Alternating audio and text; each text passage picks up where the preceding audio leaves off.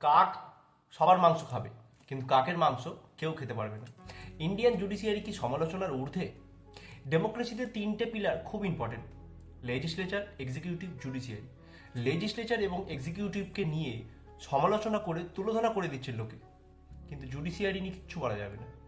Recently class 8-এর social সায়েন্সের এনসিআরটির বইতে লেখা হয়েছিল corruption in the judiciary. CGI মানে সুপ্রিম কোর্টের যে মুখ্য বিচারপতি, তিনি এইটা বলে ক্লাস 8-এর ওই এনসিআরটির বইটাকে নট অ্যাভেলেবেল বা ব্যান করে দেওয়া হলো, কারণ জুডিশিয়ারি সিজিআইয়ের বক্তব্য জুডিশিয়ারিকে ডিফেম বা কালিমালিপ্ত করা যাবে না। আমি তিনটে ঘটনা বলছি। নাম্বার 1, কিছুদিন আগে দিল্লি হাইকোর্টের একজন জাস্টিস জাজের বাড়ি থেকে তার স্টোর রুম থেকে টাকা পাওয়া গেল, আগুন লেগে গেছিলো, তারপর টাকা অনেক পাওয়া গেল, কারি কারি টাকা।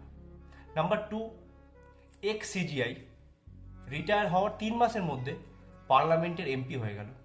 কলকাতা হাইকোর্টের একজন স্বনামধন্য বিচারক, যিনি ভারতবর্ষের জুডিশিয়ারি ইতিহাসে প্রথমবার বিচারপতি থাকা অবস্থায় রিটায়ার করলেন এবং তারপর একটা দলে নাম লেখালেন।